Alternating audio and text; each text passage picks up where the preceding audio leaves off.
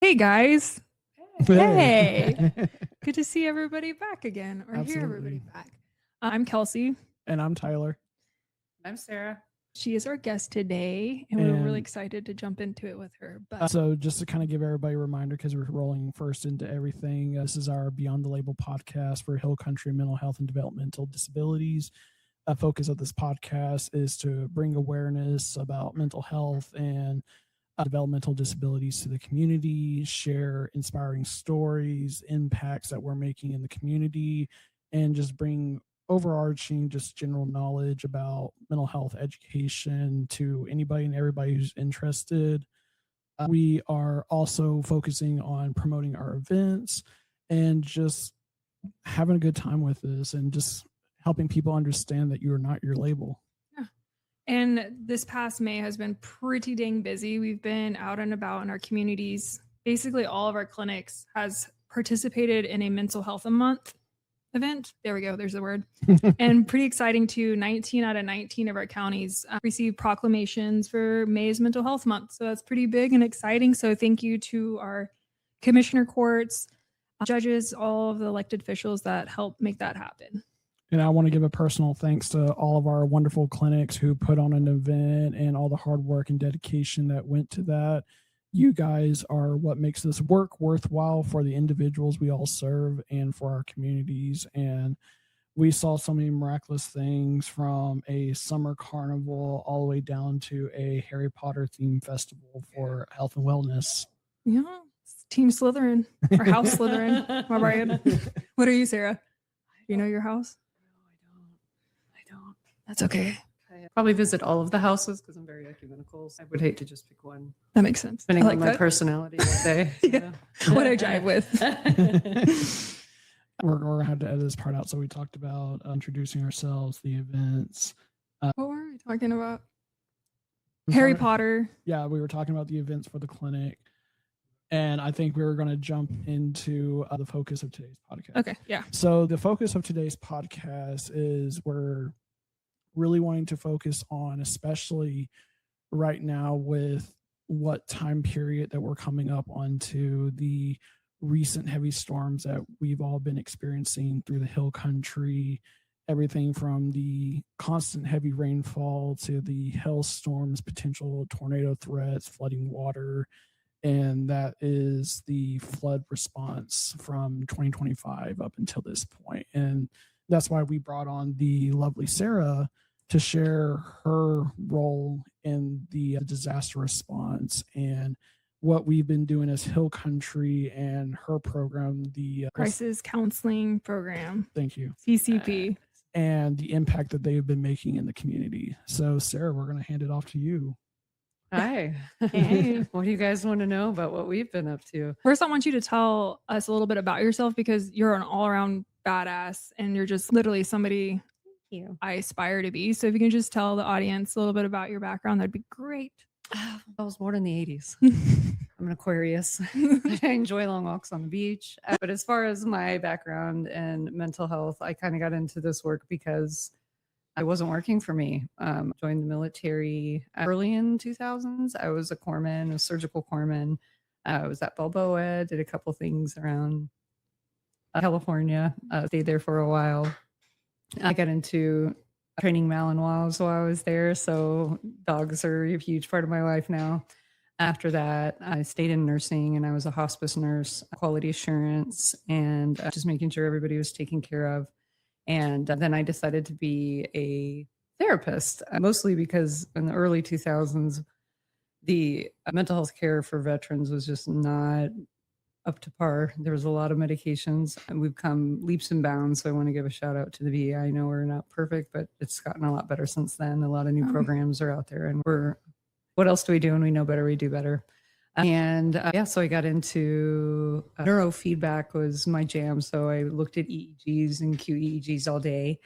And then I had my own practice, and then I got into residential treatment. So I directed adolescent from 12 to 17 residential treatment for children with trauma, and then also women's trauma center. And then I left them all to come here. And now I'm yours. And we are excited about that. I love it here. I absolutely love it here. I got to start out by having this incredible team that was just kind of handed off to me early on. And we have been just going and going, working with the LTRG, Chubat Foundation, Community Aid Foundation, Hope for Hunt. I've met just great and amazing people, and we're doing a lot of fun and exciting things and hopefully making some changes there. So that's where I'm at right now. Cool. So the CCP started out of direct response from the Hill Country floods, specifically here in Kerrville. And I'm a Kerrville native. I went to Tybee, TFN to believe, and having those floods hit home, my mom was evacuated and we did immediate response along the river. And it's still really hard to bring up and talk about it. And even with the storms recently, I've noticed myself, I was like clenching my fists, heavy heart rate. Anytime the phone went off, I was just in panic mode. So I know eventually we're going to talk about that, but just to go back to the CCP program, this is a program that is open to the community. Basically, anybody who needs emotional response, needs to talk to somebody, they're able to come and talk to your team. Yes, it's almost a misnomer because it's crisis counseling, called crisis counseling. But counseling is synonymous with also coaching or just being there. It's not traditional therapy. So it's everything non-traditional. What that looks like is we go out in the community, anyone who's throwing events, we go out and we're a part of it. So we want to get to know everyone in the community. Maybe you're doing absolutely wonderful and life is great for you right now. Or maybe you need resources because just a few days ago, we had someone reach out who had talked to us before and she had holes in her roof and she needed help immediately and everybody was busy on other roofs. Turns out that we have other people that we talk to that have expertise in fixing roofs. So not only is this an organizational thing where we can get these organizations together, but we have ties in the community and we know people that want to reach out and help one another. So we got out there and helped her out. We go to the animal shelters and hang out and you'll hear me say it, but you're talking about Be on the Label. And I always challenge people to tell me anything about their life that doesn't have to do with their mental health. Going golfing, doing a sport, putting on your seatbelt, getting dressed, eating, the job you choose, how you do your work, your friends, your family, the things that you choose to sacrifice for. Oh man, I got to go help John. He's pulled over on the side of the road, or oh man, I got to get out there and feed the cows. It's all part of your morals and values, which come down to who you are and what matters to you. Trying to destigmatize for me is really easy when I put it into the framework of everything I do is a part of who I am. And if I go back to morals and values, my morals and values are in essence what I do for my mental health. Yeah. That's kind of what I love about what we do. Is what do you need? What are your values? How can we help you out? What inspires you? So one of the really cool things we get to do is somebody could have an idea like, oh man, I really wish we had a market day out here. Oh man, I really wish we had coffee. And hey, I'm your Huckleberry. We're going to bring some coffee out there. I can't think of a better job because I just get to listen and then dream up how we're going to make that work. And it's really cool too, because being from this area, it is a lot about who you know, but we are very welcoming to kind of outsiders and connecting those people together. It's really fascinating to see. One thing I like that y'all do is definitely the coffee every Monday out at the Hunt. So if you guys are in the Hunt, Texas area, are y'all still doing that? Oh yeah, cool. I'm gonna be out there drinking coffee. I love it out there. It's such beautiful country. So I love being out there every day. On Mondays, every Monday. Absolutely. So one of the cool things whenever I was responding to the flood is I actually got to be an intern upon the CCP team. I unfortunately transitioned out, I think, as you were taking leadership opportunities with that. So I didn't get to work under your leadership, but I can say firsthand as a brief member of the CCP team that it was truly a remarkable experience being able to go out and support the community, help people out, and just be that emotional support during that trying time. I met everybody from ranging from they were grateful and blessed that nothing happened to them all the way down to they lost everything, but they were still finding their hope in that. And it's even today, just being able to see people find a sense of normalcy on the river, saw people kayaking, swimming. It's really healing to see that there is a sense of normalcy coming back to the community. Yeah. And it's definitely going to be a new normal. That's one thing that I'm kind of learning too, is like, it is, things are completely different and it's going to be a new phase in all of our lives, but it's definitely finding out or reaching out and finding those people that care, that you can relay what your thoughts and feelings are about this new period in life.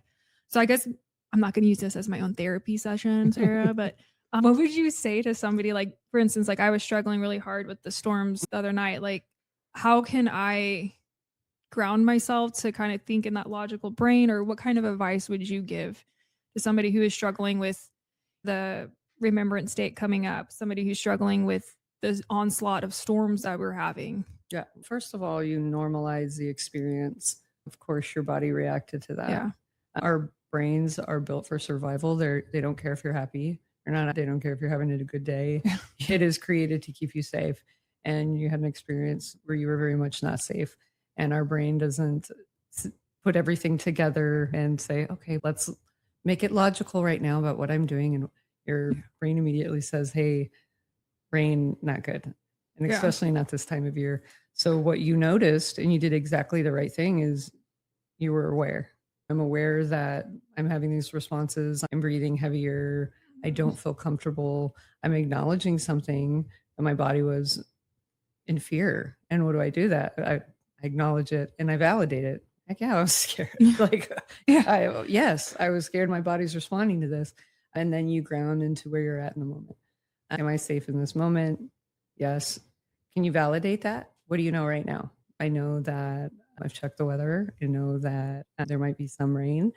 I know that we have made expansive changes to how we run systems now because we didn't know what we didn't know before. And now we're ever more prepared for something that will likely never happen again in our lifetime, but we're prepared just in case. And what do I have beside me that I can feel safe with? And it's okay to grab a couple things. If I need to just have my keys close by, if I need to check in on somebody I love, if I need to just sit with myself and let myself feel the experience of being afraid. I think a disservice that we do for ourselves and others is we don't want to make anybody uncomfortable, and we don't want to be uncomfortable. And no matter what, you're going to be uncomfortable in your life. You have been successful 100% of the time in overcoming uncomfortable situations. So you can sit with that for a moment, ground to where you're at, and let yourself experience that. Because I think a lot of times we push it down. Travis Meadows wrote a song and it says, push it down and it comes out sideways. It's acknowledging that. And I think if we just take a second to, instead of trying to overcome the feeling or whatever we do to not access an emotion, is just to let it play out and give it some attention. Yeah. I love that. I want to jump on the other side of the spectrum because, as we know, when it comes to disaster, there's all sorts of different forms that it manifests, and really want to highlight the people who may not have been really impacted, or they may have those thoughts of, I'm okay for the most part. I don't really need to reach out for help. And they have almost a self-doubt or a dissuasion against themselves for seeking that support. Is there any suggestions or ideas you can provide for those individuals? So that's something that a lot of us do in the military. We call it survivor's remorse. And there's secondary trauma and vicarious trauma. When we started the Emotional Support Center, the idea was, how are you going to know if these people were directly affected by the flooding? And my response and Ashley's response at the time was, show me somebody who's not. Yeah. Because if you have ever had a family member who's ill, falls ill, everybody in the family's sick. If somebody is struggling with a cold, a chronic disease, or just a difficult life experience, my 11-year-old, he liked a boy and he didn't like her. It affected the whole home. And that was just a little thing, right? It affects everyone, and you were affected. And two things can exist at the same time. I'm hurting and I'm not sure what to do with my feelings, and I wish I could have done more, or I didn't know what to do at the time. And, other people might have had it worse. You can hold both. So I think a lot of times I'm upset, but somebody else had it worse. How about I'm upset, but That's okay. Even if somebody had experienced something worse, it doesn't invalidate the fact that I'm having this very personal experience. So I think it's important. Yeah, that's huge. Because I know that talking to some other friends and family members, I know that's been like a constant theme or questions. I didn't get really impacted, but it's like we shouldn't be judging each other on who had it worse. Or I think in this time, it's really important for all of us to just be patient, be kind. Everybody's experiencing and navigating these new times in different ways. So just being kind and honest and open, I think that's going to be our biggest thing as a community to help heal, move forward.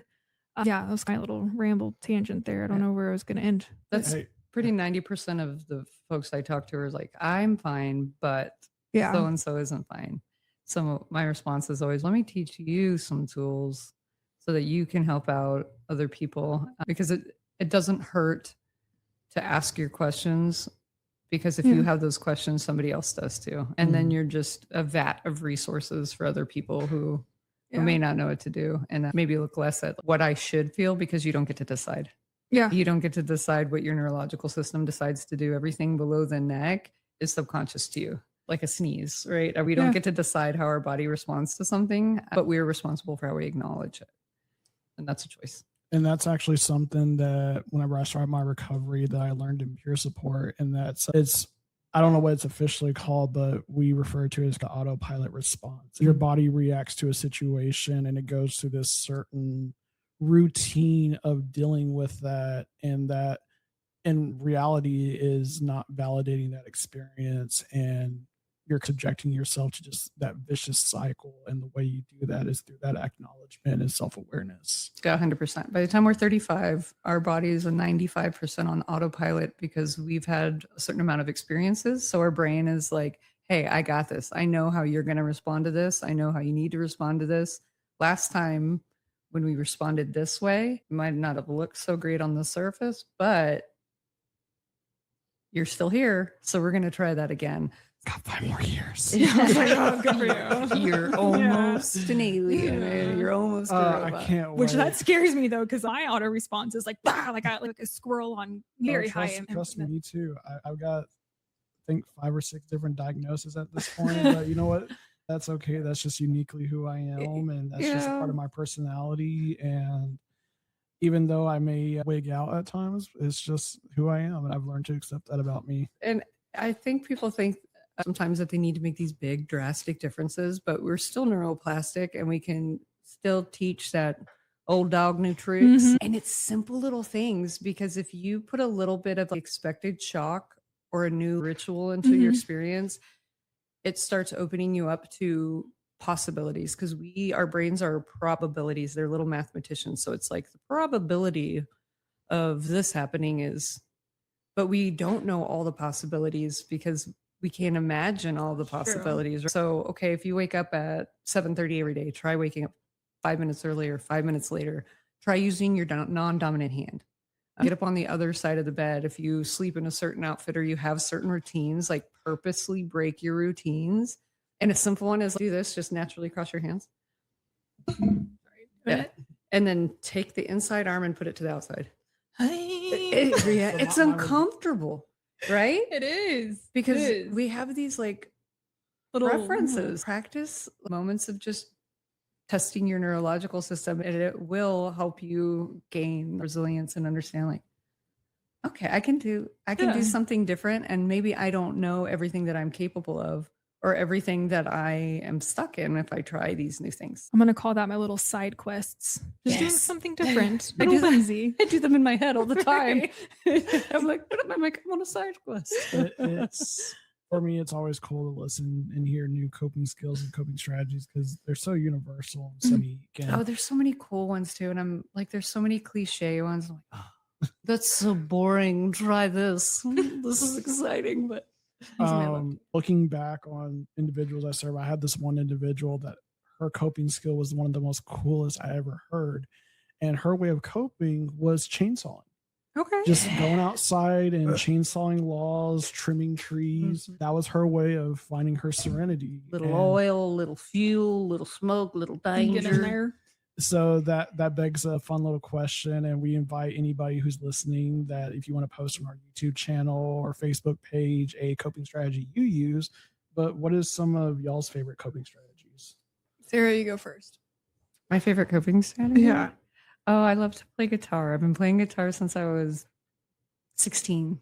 So Wow. I write songs. So I will take when nothing dramatic is happening in my life, I'm like, I need to go throw a piece of paper at my husband's head or something, and just stir things up a little bit so I have something to write about.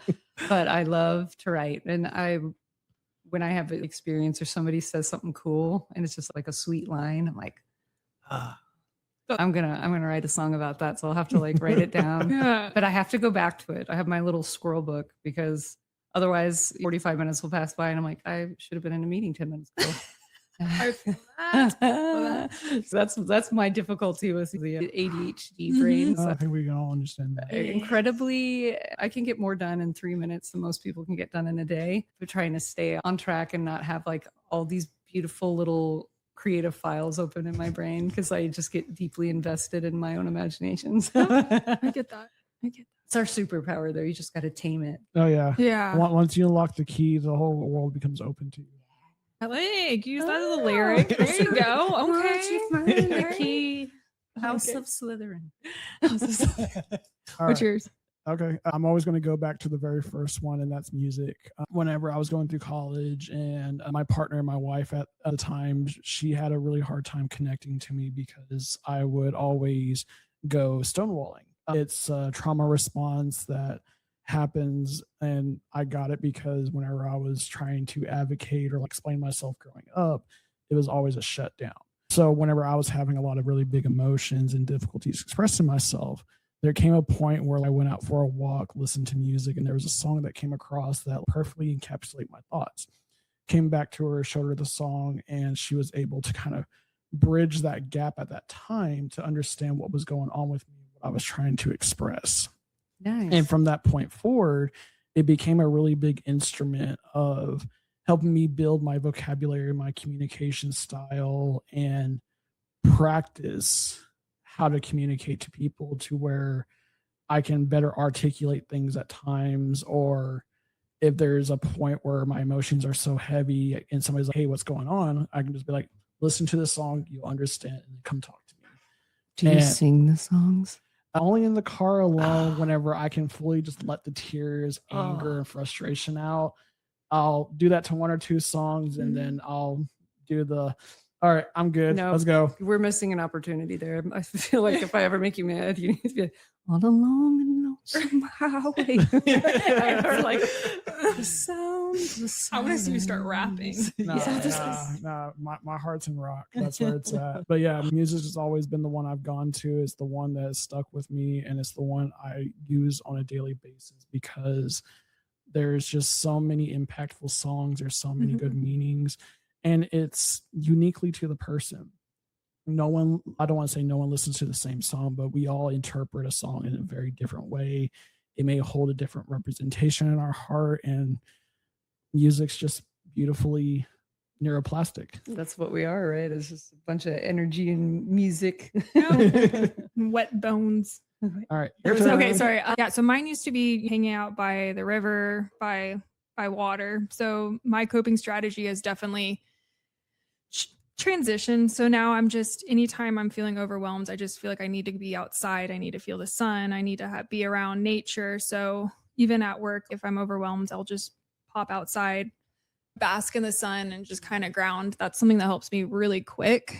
But I've noticed too that if I'm not active, or if I'm not playing a sport or being around other people, then I can kind of go back into my depression, which nobody likes. Going to softball every Monday night has been a great strategy for me to kind of have a nice reset. So being around other kind of competitive people that we kind of just talk mess, that's helped me out quite a bit, and having that community to be myself with. So definitely finding your people, and for me, being outside. So real question, how many people have you thrown so far? I get a little angry, a little competitive. But yeah, I feel like we've gone kind of long. Have we? 27 minutes. We can start wrapping we it can up. should wrap it up. We would want to keep y'all's attention span going. So as the routine's been, we always ask our guests a unique question at the end of it, and that's just going to be part of the magic. And that's, Sarah, what is the reason behind why you do the work? Oh, how long do we have? Same reason. I think I found out a long time ago that the strongest protective factor is what you decide to put service into, where you find your flow. And I absolutely love connecting with people. It's super cliche to say that, oh, I love everybody, but people are just so beautifully strange and amazing to me. And I don't know anybody. I'm a therapist and they're like, what is this? And I'm like, I have no idea, but you're beautiful. Let's get into that. You know better than me who you are. I'm just really interested in getting to know you. So I think this is a perfect place for me because it is. Whatever you're doing, you're absolutely perfect in where you need to be, and we're going to figure it all out. So that's my why. The people are my why. You're my why. Love it. Thank you once again, Sarah, for coming on Beyond the Label, and thank you everybody who's tuned in to listen to us and hear these continuing impact stories. And if there's a particular topic that you want to hear about or a certain education that you want to have be brought to the table, feel free to tag us in a post on our Facebook page. Do you know the exact? Hill Country MHDD. Perfect. You can tag us there or find our YouTube channel, which will be included with the post, and on our YouTube channel that can direct you towards where you can post, because we really want this podcast to be something that the community can participate and be a part of in their own unique way, and we can bring the things to the table that's needed for the communities we serve, so that way we can really reach our goal of helping people understand that you're not your label. Ooh, Tyler. Okay. Yeah, there we go. Thank y'all. Bye, guys.